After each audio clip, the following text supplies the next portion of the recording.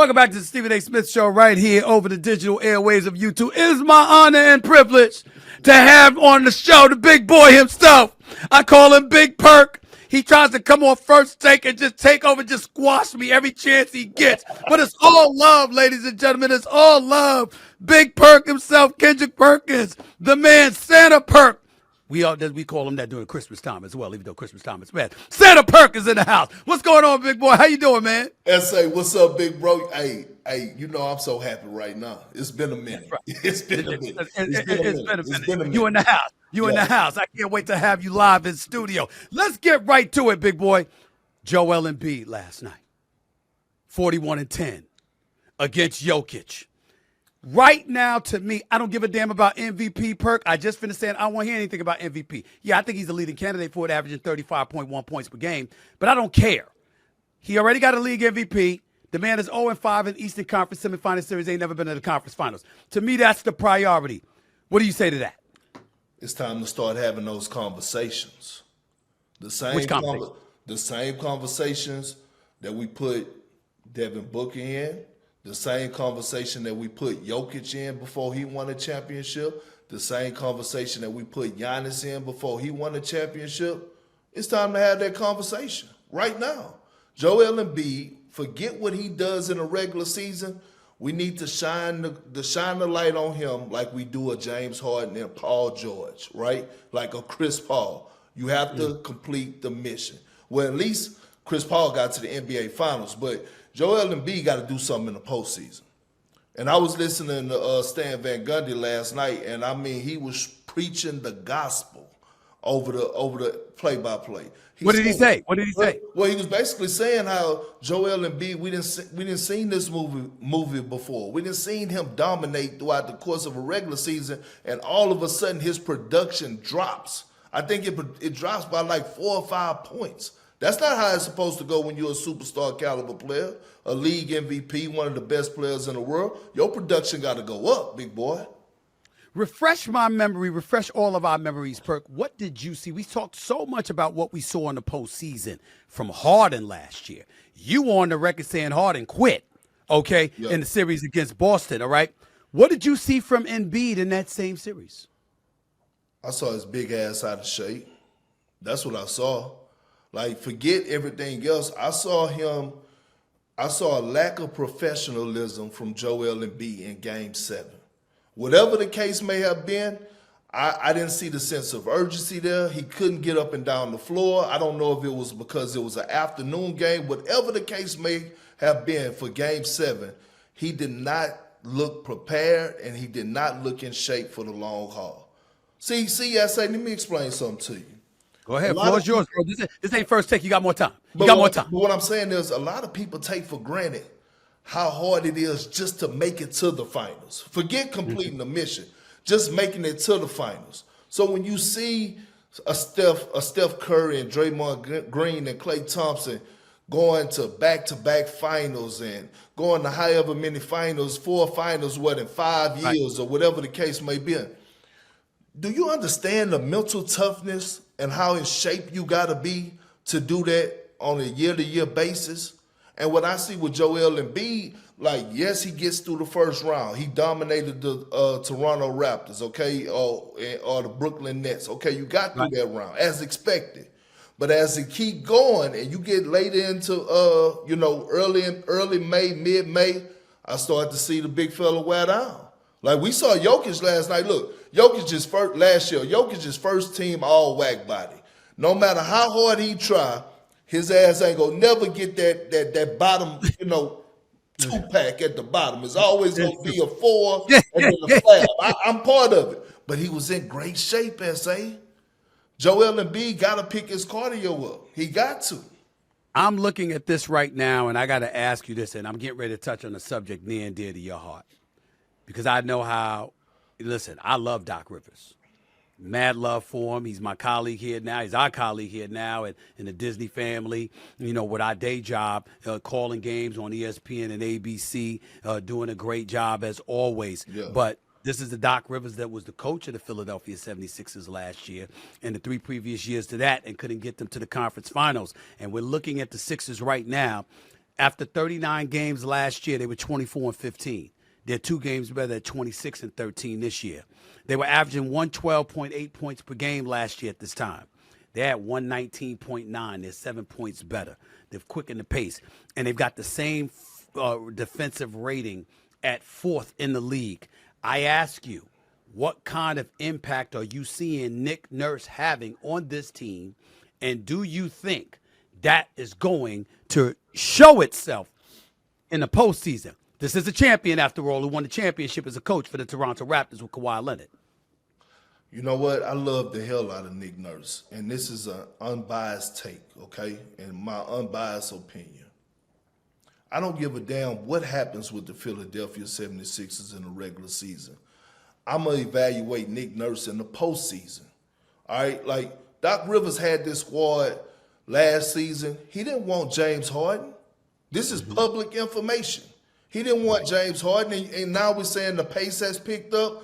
Duh, more points. Obviously, if you got a stud like Tyrese Maxey pushing the pace, of course it's going to pick up, right? Now all of a sudden, you see Tobias Harris, by the way, who is playing some excellent basketball right now. But by the way, Bert, let me interrupt. I said a little bit earlier in my opening monologue, Tobias Harris is the key. If Tobias Harris plays the way he's been playing recently, averaging 18 and 6, shooting better than 50% from the field, if he continues to play that way, the Sixers don't need to make a move. They got a big 3. They do. But guess what? Tobias Harris played like this. The last time Tobias Harris played like this was under Doc Rivers. Before they got before they got James Harden. You see what I'm saying? So now all of a sudden, it make it look like, and I'm not taking anything from Nick Nurse, but all of a sudden it make it look like, oh yeah, man, shit, Nick Nurse doing a hell of a job, way better than Doc Rivers. When that's not it. If Doc Rivers had this same team, if Doc Rivers was coaching this team this year, they'll be in the same position. We heard how highly Doc Rivers spoke of Tyrese Maxey. Yeah. We heard that last year. And he wanted to hand him the ball. He wanted to hand him the ball. But our boy Wilbon was saying that Doc Rivers was a bit hesitant, and we know how connected Wilbon is. He was talking about how Doc Rivers was a bit hesitant. He knew that Tyrese Maxey would get there, but he wondered at times earlier on last year if Tyrese Maxey was ready. But listening to you, you're saying that this team that Nick Nurse has now is who Doc Rivers wanted last year. Yes. He didn't want James. And let me tell you something. I don't know if you went and checked out that episode where Doc Rivers went on KG Certified, right? I have not seen it yet. KG told me to check it out. I haven't seen it yet. Check out that version. I'm trying to get the behind-the-scene clips because from what I was told, they had to edit so much of Doc Rivers out of there because he went in so hard on James Harden, they had to cut the clips out because they didn't want to stop him from getting a coaching job in the future. Wow. You know what I'm saying? That's how. It was that bad. Yeah, it's that bad. It's that bad. And look, kudos to James Harden. He's doing his thing right now with the Clippers. But again, I was getting ready to bring that up, Perk. He is balling for the Clippers, and the Clippers look like one of the top 3 teams in the NBA with James Harden. He was balling last year with Embiid. He led the league in assists. He was averaging 20. Like we've been witnessing James Harden transition over to the point guard position for the last 3 years. We saw him do it with Brooklyn. We know he's an excellent playmaker. Let me transition to something real quick about James Harden. Because I saw you on TV a few weeks ago, and I can't believe I didn't bring this up. I've been busy, so I've been busy. I've been distracted. But the bottom line is this. I saw you on TV, and you were going off. You were looking in the camera when you were on NBA Today on ESPN, and you were saying, yo, I was your teammate. Let's not forget I was your teammate, James Harden. I was there when you quit, and we couldn't find you in South Beach when we were in Oklahoma City, and you were going up against Miami. What sparked that outburst from you? Why did you go at him like that? Because I was watching the game, and I'm listening to his post-game press conference, and he says, when we were on 6, I heard a lot of chatter and people talking noise about us. Now that we're on the win streak, we're not hearing anything from those same people. I felt like he was directing that shit straight at me. And I had a problem with it, right? Because I was one of the ones talking noise about them going 0-6, and they deserve it, right? They was 0-6. I'm not. So I'm going to say what I'm going to say. But at the end of the day, what I'm saying is that still in all, no matter what you do in the regular season, we don't care. What's that saying? How you did it? I'm here to tell you, we don't care. We don't care, and that's the real part about it. Did you hear what Shaq asked Paul George last night? No, I did not. What he said? So I'm watching the game. You know, I'm in front of the TV. Wife in the bedroom mad because she ready for the big fella to come to bed. You know what I mean? So, you know what I'm saying? She want a huggy bed. She want a huggy bed. You know what I'm saying? She want a huggy bed. Where's my tender loving care? What? That's what she wanted. Yeah, Go ahead. I'm listening to Shaq, and so Shaq asked PG, you know, basically, what is y'all goals this season? How far do you see this? What are the expectations in the locker room? PG shied away from it. He said,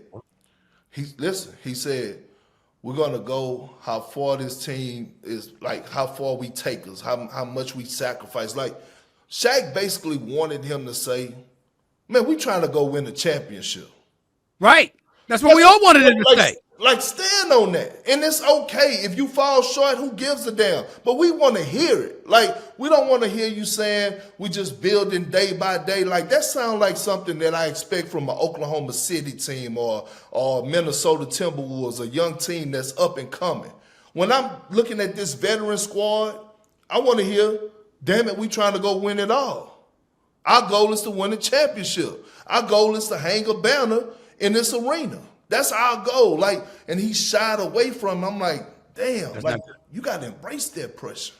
I'm not happy about that because when I was on Podcast P and I was talking to Paul George, he was talking about playing bully ball and he wasn't playing around. And he was talking about Devin Booker, and then he went out and dropped him and Devin Booker went at it because I told him Devin Booker wasn't going to back up. And then he was talking about going at everybody, and Paul George has been playing all world. The brother looks like the star that we know him to be. And if Kawhi Leonard stays on the court, we know the star that he is. And if James Harden shows up in the postseason, we know what they could be. And I can't say enough positively about Russell Westbrook. Your former teammate, your boy as well, Russell Westbrook. That brother has been an energizer bunny. He's come off the bench. He's been selfless. He's been a phenomenal teammate. And I love Russell Westbrook on the Clippers. I don't think he gets enough love. But when I'm looking at the Los Angeles Clippers right now, here's the question that I come up with.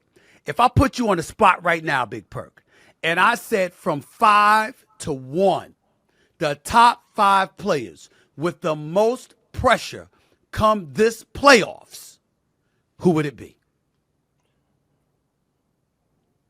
I would have to say number 1 is Joel Embiid, because damn it, he got to make some noise. Number 2 would be James Harden. Number 3 will be Paul George. 2 and 3. Like, that's where it's at. Now, we could... On the same team. Huh? On the same team. 2 and 3 on the same team. Yeah, 2 and 3 on the same thing. Like, y'all got to get it done, especially if Paul George don't come to a contract extension for as an agreement with the Clippers throughout the course of this season. Because he won't max. He won't max, SA. He won't max. If you want max, damn it, you know what you got to do to get the max. What about the other 2 guys? You got those 3, Embiid, Harden, and then Paul George. Give me 2 more with playoff pressure. Tatum. Jason Tatum is at number 4. Tatum, he got to deliver. There's nowhere in hell you got that type of squad around you. And I wasn't a believer at first, but you got those pieces around you: Derek White, Drew Holiday, Jaylen Brown, Kristaps Porzingis, Al Horford coming in off the bench. And by the way, Peyton Pritchard is a hooper. Let me throw that out there. But I like that. You got those pieces. Damn it, you got to get it done. Like 5. You got to get it done. Number 5. 5. Damn it, Stephen A. That's right. I'm just saying, this is me, man. You know me. I'm going to ask you questions. I would have to say Dame Dollar. You can't force your way out of Portland. You can't force your way out of Portland. I know you wanted to be in South Beach. I know you wanted to be wiggling your toes in the sand. But damn it, you landed with Giannis Antetokounmpo. Nice. You haven't played with a superstar your entire career. No knock on Melo, but Melo was at the tail end of his career when he was with Portland. You haven't played with a player like Giannis your entire career. It's a small and a big, a match made in heaven. Damn it, what? You got an anchor. You got a stretch 5 in Brook Lopez. There's 2 arguments I have against your top 5 list. Nothing with 1, 2, and 3. When we get to 4 and 5, let me get to 5 first. Don't mischaracterize certain things about Miami.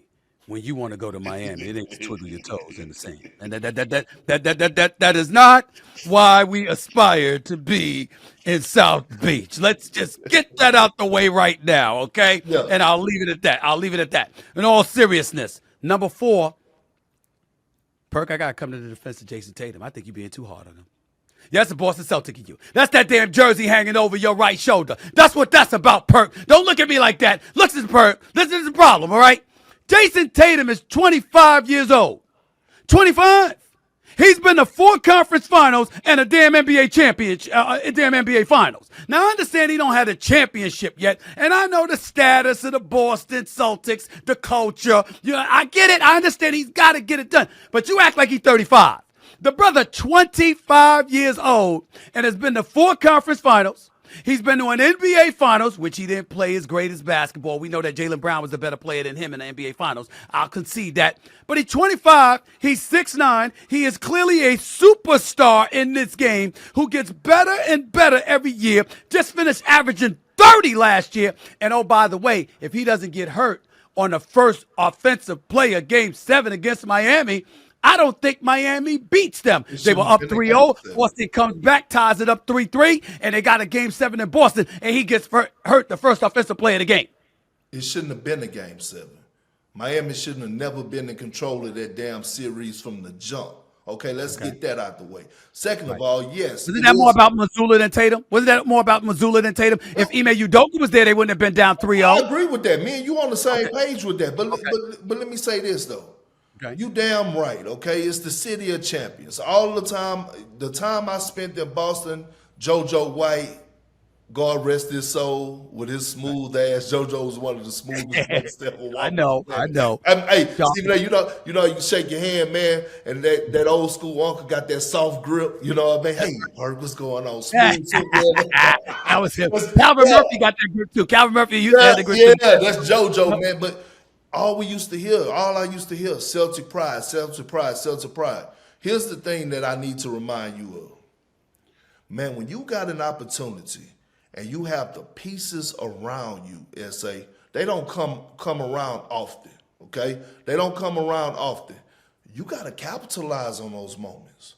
You got to capitalize on them pieces because we see right now, and I understand the second apron, first apron, cooking apron, whatever you want to call it, all these new rules and shit that's going on. I get that. But you got to take for granted. Like, we don't know what's going to happen this upcoming offseason if they don't, you know what I'm saying, win it all. What's going to happen with Drew Holiday? They're going to have enough money to pay Derek White, or he might go get a bag somewhere else. Like, you got to take advantage of these situations. You can't take them for granted. You know how many people would have loved just to make it to the NBA Finals? Guys like a Tracy McGrady, who I didn't talk to on a regular, who never stepped foot in the NBA Finals. Like, you got to take not as a star when he was a reserve in San Antonio. But I know, but what I'm saying is, say you got to take those situations for granted. Hell, I went to it was a Boston and OKC. It was about a 5-year window where I had an opportunity every year to try to win the championship. From 2008 to 2012. Yeah, right. Yep. 2008 to 2012. Man, I went to Cleveland, okay, went to the finals. But damn it, when I went to New Orleans and was down there, we stunk it up. It gave me a friendly reminder, never take that shit for granted again. Are the Lakers doing that with LeBron and Anthony Davis? Hell no. And guess what, SA? It's not a move out there that they can make that's going to help them get back into that contention. So it's over? Yeah, like the Lakers. Oh, so you know what you're saying, right? Is that your way of saying what I suspect you're saying and what I believe is correct? What you get? LeBron James is done winning championships. No, I did not say that. I'm saying it. Well, that's your. He's in LA. If he's in LA, what can they do? No, that's your opinion. I'm talking about this year. I don't know what they could do for next year, but I'm talking about this year. It's nothing that they could do this year, in my opinion, that's going to put them over the hump. Because they're too slow at the guard position. And I don't know if Zach LaVine is the answer and the money that he's making. First of all, I don't know when Zach LaVine started being like this horrible player that everybody's trying to paint him to be. The guy I averaged. don't agree. I don't agree with that. No, Zach I know, LaVine but can he ball. averaged 28 a couple That's seasons right. ago. Brother can ball. Yeah, he can hoop. But I just don't see, it's just too tough. They're not better than the Clippers. They're not better than the Nuggets. And to be honest with you, if they was to see Anthony Edwards and the Minnesota Timberwolves at any part of the postseason, they would get stomped out. Are you sold on Minnesota? And I asked that question not because of Anthony Davis, because I'm so Anthony Edwards. I'm sorry. I'm sold on him, even though Anthony Davis is having a great season. Props to him. He's playing games, averaging 25 and 12, balling, helping LeBron James. He's the only help that LeBron James is getting, to be quite honest with you, for the most part. But when I go to Minnesota and I think about Anthony Edwards, this brother's a young superstar in the making. He is something special, and he's bringing out the dog in Cat and Rudy Gobert that I haven't seen anybody be able to do, including Jimmy Butler. And even though Jimmy Butler didn't have Rudy Gobert, he just had Cat. I'm wondering, though, how legit is Minnesota when you know all they're going to do come postseason time is go small, and then Rudy Gobert ain't going to be able to be out there because he can't guard anybody on the perimeter. Okay, and that's when you go with Nas Reed. The Minnesota Timberwolves, let me say something to you. The Minnesota Timberwolves are set up in a perfect spot to dethrone the Denver Nuggets. They got two bigs. Got two bigs. So if Rudy get in foul trouble, damn it, Catch, you go to the foul, we go bring in Nas Reed. But here's the whole thing that everyone is missing. When it comes to starting fives, the only other starting five in the NBA that I could say is better than the Minnesota Timberwolves is the Boston Celtics. The kid McDaniels might be one of the top 3-and-D guys in the league, okay? We know what Mike Conley is going to bring to the table, right? He's the steadiness, veteran leadership, the whole bit. Yeah, and go knock down shots, S.A. Do what he do best. He's going to stretch the floor, let them go to work, and he's going to knock down shots. Right now, one could argue Rudy Gobert is the defensive player of the year right now, front runner for that. Karl Anthony Towns, damn it, is looking like the Karl Anthony Towns we've been waiting on. And then you got depth off the bench. Nas Reed, Slow-Mo, the kid Slow-Mo. Damn it, I can't think of his name right now. The one from San Antonio. I'll remember him in a second because I forgot. But yeah, but that's saying, I'm telling you, man, this Timberwolves team, they for real. What about OKC? Nah. OKC got too many holes. They got too many flaws. And I saw this over this past weekend when they played against the Lakers and the Clippers. They get punished, man, in the interior. Like, they really, I think this upcoming offseason, Sam Presti has to go out and get a center and move Chet Holmgren to the 4 position. Man, Plumlee and AD, they was having it they way in the interior. They was giving up offensive rebound after offensive rebound. Don't get it twisted. They gonna be around. I just don't see them making that much noise. By the way, when you were talking Slow-Mo, you talking about Kyle Anderson. Kyle Anderson. That's who you're talking about. I got you. Last question here. So as we handicap, because we know Boston should be the team in the East, we don't like Milwaukee's defense. We're not sold on Philadelphia as of yet, even though they're legit. If Tobias Harris steps up and elevate his level of play, continues to play offensively aggressive as he has been playing, we get that. But Boston is the team to beat in the Eastern Conference. You and I are aligned there. The team to beat out West, based off of what you just said about Minnesota, based off of what we just brought up about the Clippers. And, of course, Denver can't be ignored. By the way, Phoenix has been playing well with Beal, KD, Devin Booker. Who you got in the West? I got the Clippers. With all that stuff you just said about Minnesota, the best starting 5 in the conference? It don't matter. I got the Clippers. That don't mean they got the best team in the Western Conference.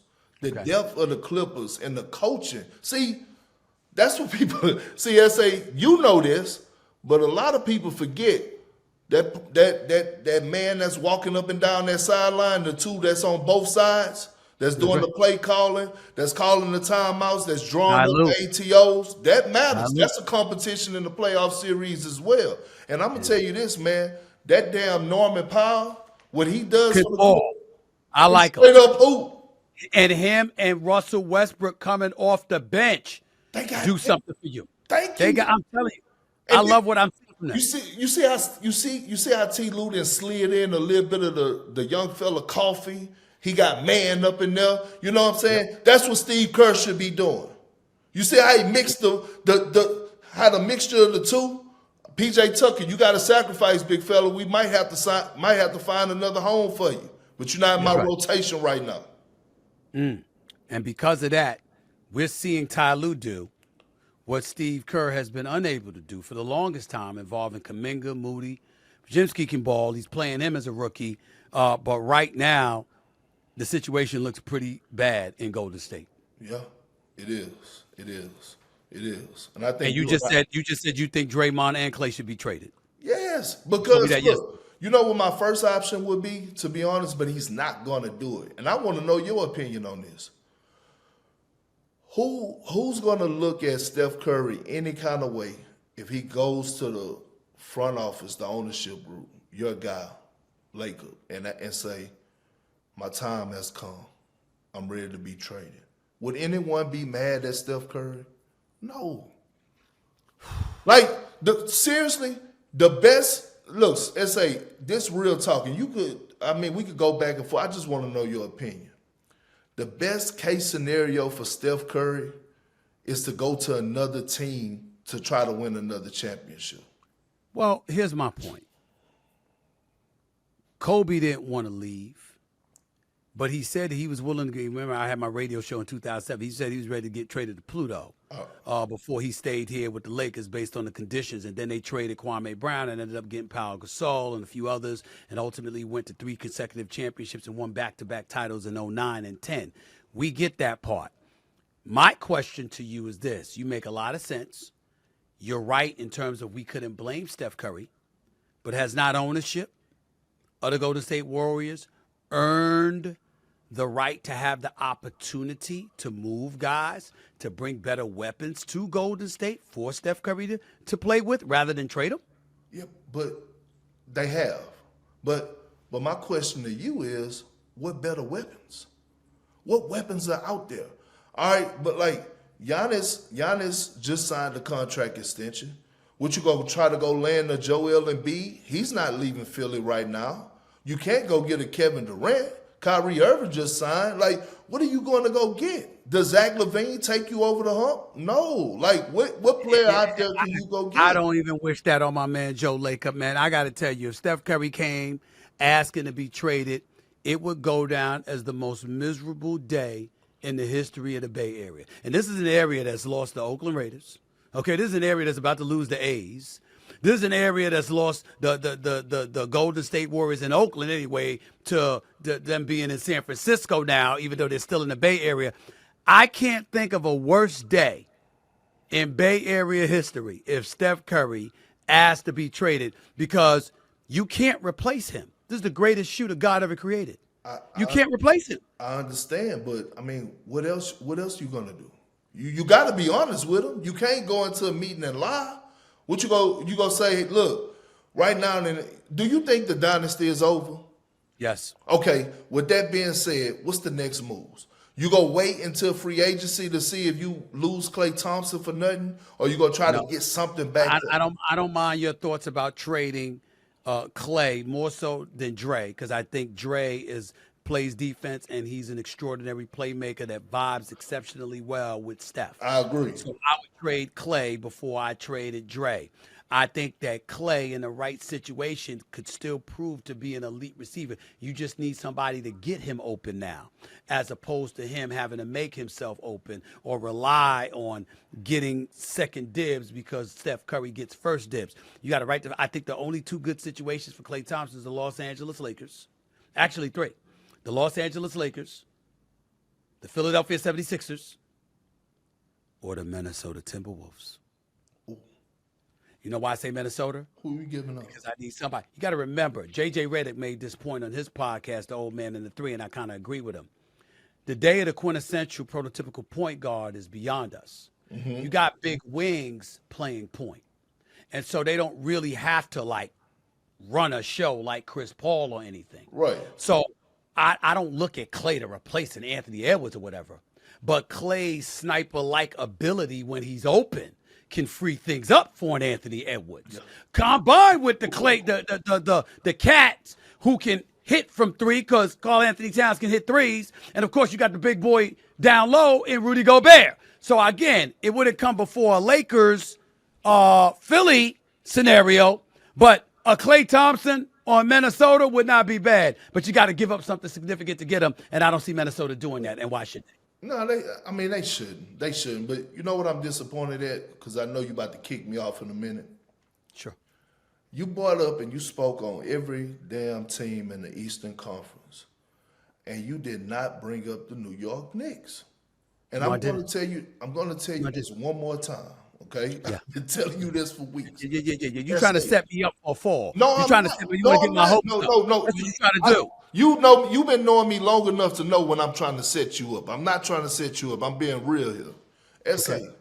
People don't believe me when I say this. This is the year.